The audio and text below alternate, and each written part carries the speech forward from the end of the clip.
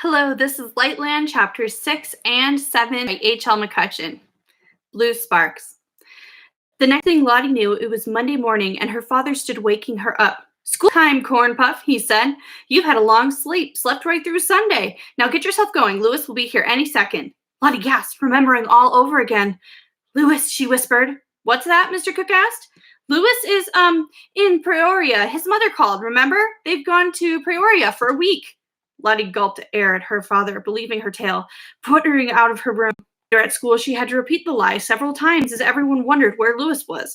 First on the walk, Betty Pelican quizzed her relentlessly for some reason. Why did she care? Lottie looked nervously. Why did she care? Lottie looked nervously at Mrs. Weaver's note. It had to work. Betty C. chattered on. "He'll miss his spelling bee, and he was on my team. Hey, that's good. Maybe this way we will have a chance, since Lewis won't spell out loud, and..." The bell was ringing, calling them into the brick school building. The last person Lottie wanted to see was standing at the top of the steps in his usual position. The coach stiffened but pretended not to notice Lottie as she walked up the stone steps to the school's front door. She shuddered as she walked past him. "Never mind him," she told herself resolutely. "Rescuing Lewis is all that matters." She stopped to tell Mrs. Cracker, the school secretary, that Lewis was absent for a week. Lottie stuttered her lie quickly, passed the slightly forged note, and made a break for it. She headed down to room 11 and took a deep breath as she opened the door. Everyone else was already there. Everyone except for Lewis, of course. And now she was going to have to tell her big fib in front of them, including their teacher, who could read minds. Lottie wasn't at all sure that this was going to work. She went straight up to the front desk and fidgeted with the pencil sharpener on the corner. She had meant to keep her eyes up, looking at Miss D'Avignon. She thought it would be more convincing, but now, no matter how she tried, her eyes kept sliding down to look at her shoes. She was ashamed that she was lying. But what else could she do? Miss D'Avignon raised her eyebrows for a second as Lottie repeated the Peoria story. Lottie's heart raced, wondering if maybe Mrs. Weaver had called their teacher herself over the weekend. But the bell rang, and Miss D'Avignon was busy with other things. Lottie didn't really hear anything in class the rest of the morning. She kept checking her pocket to make sure Lewis's notebook was there. "Lewis," she worried to herself over and over again. "Lewis, where are you?" She slumped, dazed in her chair. When the bell rang to summon the class to PE, Lottie sighed. Miss D'Avignon walked them to Jim and put one hand on Lottie's shoulder as Coach Hagler approached. He had a funny look on his face when he saw her, but he blew his whistle and got back to business. "Captains!" he barked. Brian Good and Alan Wolfe had already organized dodgeballs from the corner and the bin. These two oversized 12-year-olds had been captains of every gym class since they were 6. They pounded the hyper-inflated balls and began to choose teams. It was always exactly the same. If the game was dodgeball, Brian chose Derek, Melanie, Betsy, Lewis, and Alice. Alan then chose Eric, Scotty, Janice, Miriam, and Lottie. In that order. If the game was basketball, the order shifted a little because Derek and Eric, the muscular twins, were very short. Things messed up today because Lewis was absent. Normally, when somebody was missing, Coach Hagler made the teams even by having Lottie sit out and stack sporting equipment in his office. He turned to order her in there as usual, but then the snarl died on his face as though he had reconsidered. For some reason, he barked at Alice Atwell instead. Alice looked relieved, actually, and she smiled almost apologetically at Lottie as she went past on her way to count the balls and bats. Brian and Alan were miffed because now Brian's team was down 2 players instead of just 1, and that changed everything. The game got off to a wild start because Brian Good couldn't remember that Lottie was on his team for a change. He pounded her twice in the head with the ball, much delighting Alan Wolfe. Lottie tried to shrug it off. She tried not to care, but her face felt hotter and hotter until steaming tears began to well up in her eyes. Lottie had never cried at school before. She didn't cry much in general, but dodgeball game blurred through her tears, and she didn't see the ball coming when it smacked her squarely in the nose. She turned and ran. She ended up in the gym office with Alice Atwell, who looked startled. If anyone else noticed that Lottie had left the game, they didn't seem to mind. No one came after her. Are you okay, Lottie?" Alice asked. Lottie nodded, drying her eyes on her sleeve. I got hit in the face." "Yeah," Alice seemed to understand. "It's the worst, isn't it? Dodgeball? Ugh, except for maybe Spud. I think I hate Spud the most." Lottie and Alice looked at each other and then smiled. Then suddenly, they giggled.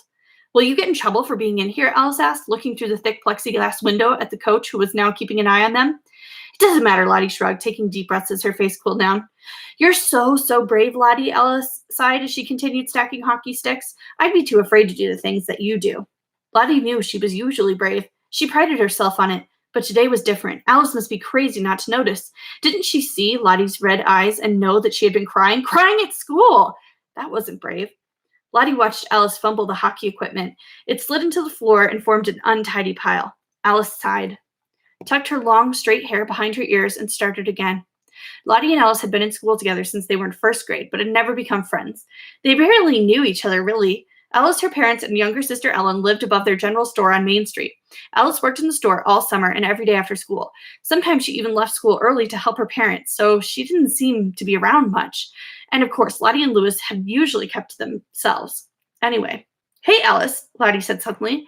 Remember when you interpreted Louis's essay last week? Alice turned beet red and didn't even nod. Lottie fumbled in her fleecy pocket and pulled out Louis's tiny notebook. She opened it, showing Alice the familiar squiggles. Would you look at this for me? Alice was red to the tips of her ears, which poked out from behind her shiny black hair. She took the notebook and looked uncertainly at Lottie. She thought perhaps Lottie might be making fun of her, but her face was serious and earnest. It's Louis's, Lottie said, still holding it out. I know, Alice murmured, finally taking it. He wears it like a bracelet. Lottie smiled. Louis had always complained that it looked like he was wearing a bracelet, and Lottie had always told him nobody would ever think that. Alice frowned as she turned the pages. Why do you have it? He didn't need it on his trip, and he left it at my house.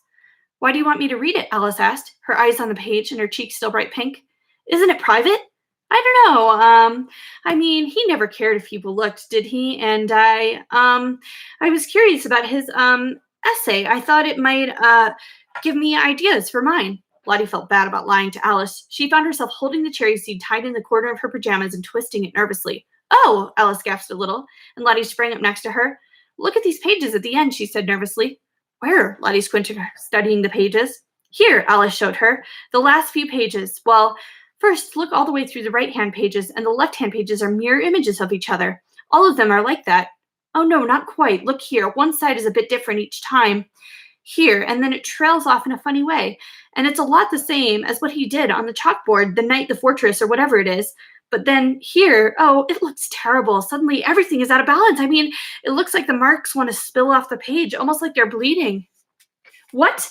Where? What does it mean? Lottie felt color draining from her face. Here it looks like his pencil had snapped. The impression digs into the paper. It looks like a struggle, and then, well, it's finished. See? Lottie was still looking intensely when Alice quietly closed the book. But what does it mean? Lottie demanded. Alice shook her head. I don't know, really. It looks awful to me, scary. But I don't know. I don't know why I think it looks like anything. It's funny, isn't it? He never showed me his notebook before. Sometimes I saw a bit of it when other kids were looking, and somehow I always thought it made sense to me. I don't know why. No, Lottie sighed. Neither do I. She put the little book back in her pocket and felt sadness fill her again. A struggle bleeding. His story left unfinished. She shook her head. She couldn't think about that. Not now. She would go completely berserk if she thought those awful things all day. She would get Louis back safely. She would. Somehow. Lottie looked around the office and sighed again. She didn't feel like sorting soccer cleats. She sat down in Coach Hagler's swivelly armchair and pulled a couple of pencils and sheets of old paper out of the pile onto the messy desk. Let's play hangman. Want to? Alice's brown eyes widened and she looked nervously out at the dodgeball game. Can we? Should we? Won't we get in trouble? Lottie drew the scaffold and dashed out a long word. Who cares? She grumbled. Alice looked shocked, frightened, and impressed all at the same time. See what I mean? She sighed at Lottie, slid nervously into the other chair. I would never be brave enough to do what you do. Lottie smiled in spite of herself. Sure you would. Just guess a letter, Alice. Let's play. Before they knew it, gym class was over. They hung each other 6 times and they'd become friends.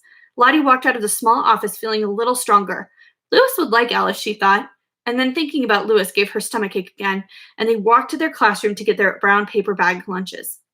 Alice sat with her while they ate their lunch on the hill outside the classroom. A lot of kids had to get up at the crack of dawn to milk cows or feed chickens so that the school lunch hour came quickly. Alice was her usual quiet self, and Lottie was glad. Her mind was mostly on Lightland. She sat staring at the brick walls, chewing on her eraser instead of her lunch. When the eraser fell off, she gnawed on the bare metal end of her pencil. The sour aluminum taste pleased her. It matched her mood. Alice was eating small, thin peanut butter and onion sandwiches like she always did. She ate 3 of them.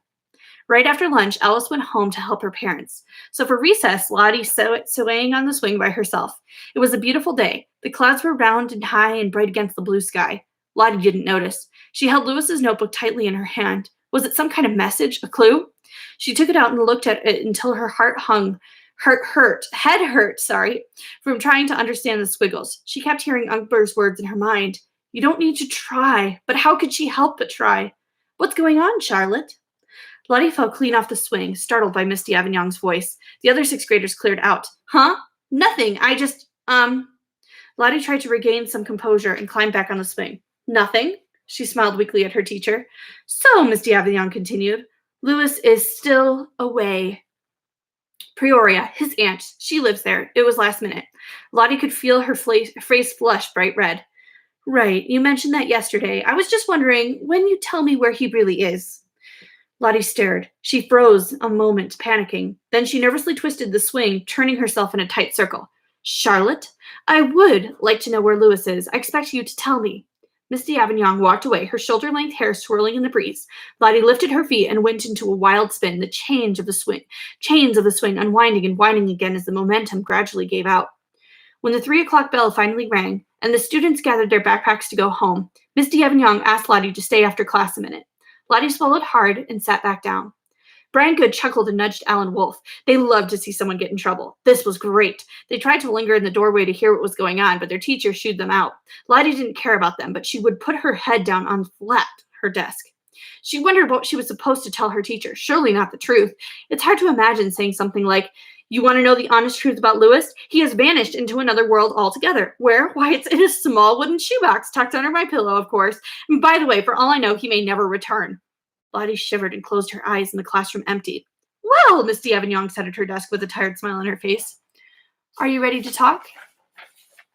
Lottie nodded, tried to smile, but she really just looked sick to her stomach. I'm concerned, Charlotte.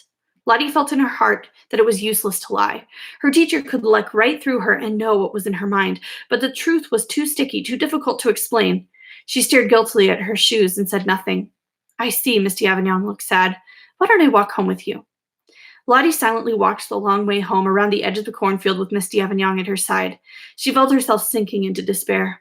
Without Louis, what difference did anything make? If she ever got back into Lightland, she'd find a way to stay there with him forever. Cheer up, Charlotte, Misty Avignon said quietly as they finally turned down Lottie's gravel driveway. It's never as bleak as all that. Running away is never the answer. Lottie hardly noticed that her teacher had read her mind again. Maybe she was getting used to it, or maybe she was too depressed to care. They walked past the towering line of sunflowers they had planted months earlier, the massive seed heads bowing slightly to the dozens of field birds, and feasted there. They climbed the sagging porch steps to the cook's house, and Lottie's father came through the screen door to greet them. Lottie never forgot the moment as long as she lived. Every detail seemed to stand out even then, and the world turned in slow motion. Her father, dressed in his dusty blue coveralls, had been building something. He held a hammer in his left hand, and he stretched out his right hand to meet Misty Avignon. There was a nail between his teeth, and it glinted in the afternoon sun as he smiled. His faded blue eyes twinkled as if they almost always did. Misty Avignon, in her long, pale yellow school dress, looked as fresh and soft as this morning's corn silk, smiling up at the steps at him. She had a curious look in her sharp green eyes as she stretched out her hand. And when Eldon Cook's long fingers met Margot d'Avignon's lovely tapered fingers, blue sparks crackled from their hands. Lottie seemed to be the only one to notice the sparks, which tumbled off their handshake and popped around their feet for just a second before they disappeared. The handshake lasted just a fraction of a second longer than necessary, and then Mr. Cook invited everyone to come in for a nice glass of lemonade. Chapter 7. A Small New Friend. Louis and Xerox were huddled in the shrubbery, looking at the windmill through a dirty haze of exhaust and smoke. The Night King was his father. There was no doubt about it. Louis had seen his face quite clearly, and all of his early memories played through his head. This was the same man. The distant look in his eyes that Louis remembered had changed into an icy, piercing glare. The somber face now had a cruel sneer plastered across it. It was mottled by ugly scars. But it was the same man. How is it possible? How did it happen? That day long ago when his father had disappeared from Iowa, this must be where he had gone. And now he was the Night King, a living nightmare. He prowled at night, terrorizing everyone in Lightland. And he is my father, Louis thought with a wave of nausea. Louis felt his head reeling. His hands trembled and his stomach tied itself into a hard knot. What did this mean about his own future? If his father had never returned, would Louis ever be able to escape? Was he trapped in Lightland forever? They said that the Night King had no story of his own, but Lewis knew that wasn't true. He remembered much of his father's story. He remembered things his grandparents had told him, things Lewis himself had done with his father as a little boy. Had these memories vanished in his father's twisted mind? The deep marks grooved into the paving stones, the matching marks on Lewis's notebook. What was the link between the two of them? Was this his destiny, like Alice Atwell had said? Lewis stood up and ran. He ran further than ever before. He wanted to get away as far as possible. The dogs loped alongside him, panting. Finally, Lewis collapsed in exhaustion. His sides ached. His heart was pounding. He could no longer see the broom mill. Breathing deeply, he tried to think what to do next. One of the dogs, perhaps sensing Lewis's sadness, licked his hand and nuzzled its soft head against his arm. He was grateful for the company.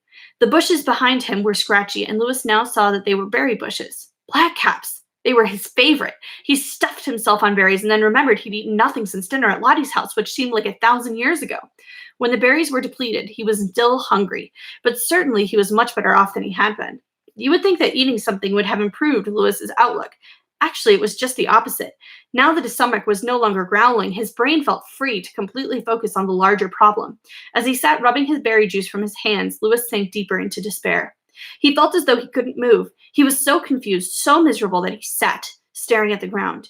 He could see worn, smoky paths where his father, the Night King, must have ridden. Some of the small fires that had flared up in the path were still burning. Lewis didn't notice at first that a smallish, ordinary-looking brown mouse was watching him from a comfortable distance. In fact, he was staring right at the small creature without seeing it.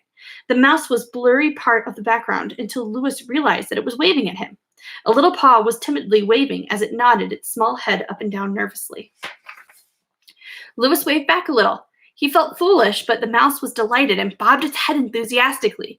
Bowing, the creature took a few steps backwards. Lewis sat up. The Xerox dogs raised their heads and saw the mouse, but they didn't seem to mind it. Lewis turned its head to the side, thinking, watching the mouse. It was dancing nervously forward and backward, bobbing its head encouragingly. Lewis crouched on his feet, towering over the tiny animal. The dogs looked at Lewis and seemed to await his next move. The mouse beckoned with its paw, whiskers twitching. Lewis scratched his head. Anything was possible, it seemed. The mouse looked at him pleadingly. Lewis shook himself a little to be sure he was seeing things clearly. He was. Well, he thought, I can hide here in the weeds for the rest of my life, or I can try something else. He took a deep breath and decided to follow the mouse, which was clearly what the animal wanted. It's probably one of the Night King's servants, Lewis thought as he moved. One of the rodents from the lab. He sent them out to find me and lure me back, I suppose. I can't just sit here, he thought. I've got no better ideas of my own, so I may as well follow. Lewis thought somehow that this mouse had a nice face. On a small, ordinary mousy scale, he had an earnest, trustworthy face, and Lewis followed him. At one point, the mouse led him past a smoldering pit, where there had been a fire very recently. There was a horrible smell billowing out of the smoky gusts that were carried on the wind. The smell made Lewis feel ill. If he had had more in his stomach, he probably would have thrown up. The mouse veered wildly to avoid the pit and put considerable distance between the smell and themselves before returning to the path they were following. Lewis looked cautiously around. He could still see the 3 hills that he'd noticed from the windmill. The vegetation around them was sparse and scruffy, and just beyond the random clumps of bushes, Lewis saw images. His early memories played out around him just as they had for Lottie, but where Lottie had seen scattered visions of a happy childhood, Lewis saw glimpses of the father he had almost forgotten. Then the mouse abruptly stopped. Nodding, the mouse seemed to be pointing downward. Suddenly, he vanished into the ground and then, just as suddenly, reappeared. Lewis stared as he did it again, pointing dramatically. Lewis understood and nodded back. The mouse led him into some sort of secret trench that was covered entirely by thick weeds at the top. Lewis would never have found it on his own. The mouse slid between the weeds again, his little paw protruding and beckoning. Lewis prodded the spot with his boot, careful not to squash his guide. The weeds seemed to have nothing below them at all. Lewis sat at what turned out to be the edge and eased both feet through. His ankles disappeared, his legs, and then holding the top weeds in his fist, Lewis went through entirely. He found himself at the top of a very steep, narrow, rocky ravine. It seemed to go on forever, forward, backward, and down. A strange lattice of light filtered through the lid of grass. Lewis thought with a shudder that he was glad he hadn't walked this way on his own and fallen down here without seeing the trench first. He would certainly have broken his neck. The mouse gave a faint squeak, flopped on his belly, and began to slide downward. The twin dogs had poked their heads through but whimpered unhappily. They couldn't make a descent like this. Louis rubbed their ears gently. I'll be back, he tried to tell them with his eyes. Don't worry, you won't lose me again. The dogs seemed to understand perfectly well. They licked Louis affectionately on the cheek, whimpered a last time, and pulled their heads back out through the grass, disappearing. The mouse gave a squeak from far below and echoed up the sides of the ravine. With another deep breath, Louis sat clumsily and slid down the rocky slide, careful not to overtake and squish the mouse. By the time they reached the end of the rock slide, Louis was extremely sore and truly terrified. He was chilled throughout, and his hands shook again with fear. The bottom of the ravine was murky and smelly. Louis couldn't seem to breathe properly. He couldn't gulp enough air. He had got quickly to his feet and found he could easily touch the walls on both sides of the trench. He was kicking himself for being led into what must surely be a trap. Gasping furiously enough for air, Louis peered at the mouse and then suddenly thought, though how could one be sure, that the mouse was terrified too? Seeing the shaking mouse at his feet, the icy feeling inside Louis began to melt. A very tiny thread of hope connected him to the frightened mouse. With a shudder of resignation, he walked hunched over behind the scurrying mouse. They walked for hours silently. It was a very slow progress due to the trickling water, the slippery rocks, the logistics of trying to let a mouse lead. Louis had lost all sense of direction. He hit his head several times on the jutting rocks of earth. Of course, he mostly assumed now that he was being led back the way they had come. In his despair, he assumed that he was marching directly into the torture chamber of the Night King. In a way, he was. The trench gradually became a tunnel. Murky, stinky water trickled through the bottom. Louis's socks and leather boots were soon wet all the way through. The air filled with a greenish glow that was now the same eerie light that he had seen inside the windmill the night before. Somewhere far above him, he was sure he heard the groan of the windmill blades. His heart sank even lower, but he followed all the same. In the dim light, his little leader squeaked occasionally so that Louis could be sure of the direction. Louis still thought about turning back, but honestly, he didn't see how that would help him. He might as well go forward as back. They began to hear scratchy, whispery sounds in the ceiling above their heads. The rats, other mice scurrying above them. The little guide mouse looked back at Louis and rolled his eyes upward as if to say, "Do you hear the others?" Louis nodded and realized that this very mousy, radish tunnel he had not seen another rodent at all. That was either a good sign or it was suspicious. He took a deep breath and gave his full trust over to his little friend. Everything changed then. Oh, they were still making their way through a smelly, disgusting tunnel, and they were still marching to near certain doom, but they were doing it together. Louis's mood brightened considerably, trusting his fate to the small, vulnerable mouse, believing in the wisdom of his new, true companion, gave him strength. Friend? Louis heard the voice and realized that his tiny guide was talking to him. Louis was startled but nodded. Above he is, the one you seek. The mouse nodded. What do you mean Louis wasn't seeking the Night King? He wanted to get as far from him as possible, didn't he? But the mouse kept nodding and said again, the one you seek, trying to show that it understood Louis's mind. And something happened. Louis nodded too. He realized with strange certainty that he was indeed seeking his father. The mouse was right. He wanted to find him, to face him. His fear of the Night King began to be transformed until Louis actually felt that he was looking forward to meeting him again. He, Louis Reaver, was here for a reason. He was one who could change the world. He could reach something good somewhere deep inside the man who had been married to his mother. Amazed at himself, he smiled in the dark and moved more quickly. Look for the veil first, the mouse squeaked cautiously. Louis cocked his head, puzzled. I will help you search for it, but the danger will be great. Louis didn't understand. He shook his head, confused. The veil, the dark veil, the veil of oblivion. The mouse was still nodding. It looked surprised that Louis didn't understand. The Night King wraps sleepers in the veil until their eyes are blank. Louis furrowed his brow, remembering what Lottie had been told. He thought of the voices echoing from the windmill, the stolen memories. Yes, the mouse nodded seriously. Without the veil, we think he will be weak. Louis shook his head quickly to clear his thoughts. This could be a job for him. This was Lottie's mission, maybe. She was the brave one. Your heart, your mind. We use these for power. We must destroy the veil. Somehow Louis found himself nodding, though he had no idea how he would do any of these things. But you must find the right one, the mouse continued. Louis frowned, but followed as the two began clawing their way up the slippery rock wall face. There are many. The small mouse's voice was barely a whisper now.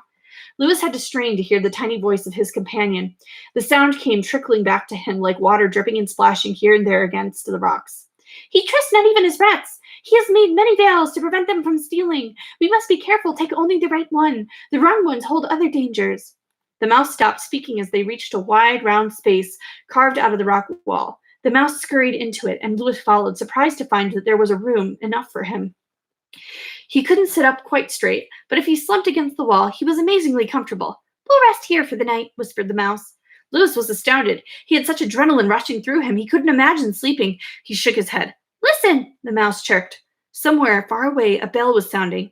"It tolls at midnight." Louis couldn't believe the time. They had hiked all day. He had taken no rest at all, and he hadn't eaten but the black cat berries since anything but the black cat berries since that night at Lottie's. His stomach growled loudly at the memory. The hungry rumbling seemed extraordinarily loud in the small cave. The mouse smiled broadly. "Hideaway, carved out by the true mice." He was proud. "It fits you." Louis nodded, smiling, leaning back again. Suddenly his muscles gave out. He was tired after all. His friend was pleased. "I am a true mouse, called October. I watched you last night entering the fortress. I knew you would help us." Louis nodded at October, glad to know his name. He almost spoke to say his own name, but found he couldn't. He wished that Lottie were here to speak for him, like she had his whole life. "Sleep now. Tomorrow there will be no rest." October the true mouse curled into a ball against Louis's leg. Louis had to smile. It was almost cozy. He didn't close his eyes, of course, but he did sleep. He slept all night. When Louis awoke hours later, it was to a small scratchy feeling in his hand. October the true mouse was sitting in his palm looking at him with a strange expression on his face. Louis returned the quizzical look. "It is true," October whispered. "What they say about your eyes. You don't sleep, like him." The mouse just stared, his whiskers twitching. Louis yawned and shook his head gently. Of course he slept. He'd been sleeping right up to that moment. October was unconvinced. He seemed more reverential somehow now that he had seen the way Louis slept. He scurried to the edge of the small cave and peered upward. "We should move now. This is the time." Louis hated the thought of moving. He was surprisingly well rested, but he ached so from the long trek the day before. He began to move and then sank back into the wall of the cave again with a heavy sigh. "We must move now, and silently," October insisted. Louis nodded and rolled to the edge. The mouse scrambled up quickly. It was painful for Louis, unfolding his legs and arms until they protruded from the small round cave. He felt a shiver of excitement run through his veins, however, as he pulled himself up and out. What would the day bring? He and October climbed silently. The space narrowed, the air changed, and it occurred to Louis that something was quite different now. Were they climbing through the thick walls of the windmill itself? He found it hard to breathe and tried to remain calm as he climbed on and on. Then suddenly he thought that he had heard activity on the other side of the stone. Yes, there it was again. He could hear something. He tapped quietly on the wall, getting the mouse's attention. He tapped and pointed to the stone. "Shh!" October was barely audible, mouthing the words. "No more now, friend. Silence only." Louis wanted to know what the sounds were. He wanted to know where he was. He tapped once more insistently, and a small rock chipped dislodged, falling with a clattering sound far, far below them. "Or perish," the mouse whispered harshly, and they climbed on higher and higher in silence until they could see the stone close off behind them. October led him underneath the ledge ceiling, and then Louis could see a greenish glowing crack in the rock. It illuminated their faces more clearly, and Louis saw that the mouse was waiting for him to act. The crack was large enough for October, and he disappeared and reappeared through it several times, just as he had done at the hidden edge of the ravine. But where was the hidden away for Louis this time? October showed him, pretending to push the edge of the crack as though it were a sliding door that could be moved aside. Louis pushed with all his might against the crack, but nothing happened. There was still only a spot wide enough for a mouse to slip through. Nothing bigger than Louis's nose was going to get by. October was gesturing frantically. The mouse pointed at his head, thumping on his own little chest, clutching his heart, nodding and pointing, and then somehow Louis understood. His heart and his mind. He had to believe that he could do it, and then he could do it. He had to know that it would happen, and then it would happen. He took a deep breath. He imagined himself climbing through the passage. He would be able to do it. He told himself because he had to be able to do it. The passage would widen because it needed to widen. And it did. This time, with the lightest touch, the crack became wider and wider. The two comrades easily passed through. As soon as they did, the crack closed again silently. Louis blinked. They were high above the ground level. He felt certain of it, though there were no windows, no natural light. The crack in the stone had sealed behind them tightly, and October patted it, shaking his head at Louis. They couldn't get back out that way. The greenish glow of the room they had entered seemed unbearably bright. His head ached suddenly with the glare of it, and he blinked thickly several times, confused by what he saw. After so long underground, the room made his eyes throb. Louis's vision adjusted, and he took a deep breath, steeling himself for what was to come. The windowless room they had slipped into was dirty and smelled of mildew. Lewis had tried not to despair when he realized that the stone table was filled with thousands and thousands of lengths of cloth, sacks and bags of every shape and size. There were flour sacks and sewn leather bags, twine ropes, silk and satin sheets, sacks made of metal mesh, and sacks of heavy tapestry. They were plain, fancy, old, new. Some were filthy and some pristine. He turned to look behind him, and there, reclined in the middle of the pile, was his father. There was no mistaking the identity of the man in front of them. It wasn't like looking into a mirror or anything, but there could be no doubt. Lewis felt a wave of deep, cold fear wash over him as he looked at the rough, scarred face. The Night King was looking right at him, staring. His gray eyes blinked normally, but his head was tilted downward and his mouth was relaxed. The appearance had been described to Lewis many times by Lottie, and he knew just what it meant. The Night King was asleep. And that's where we will end for today. Thank you so much for joining me.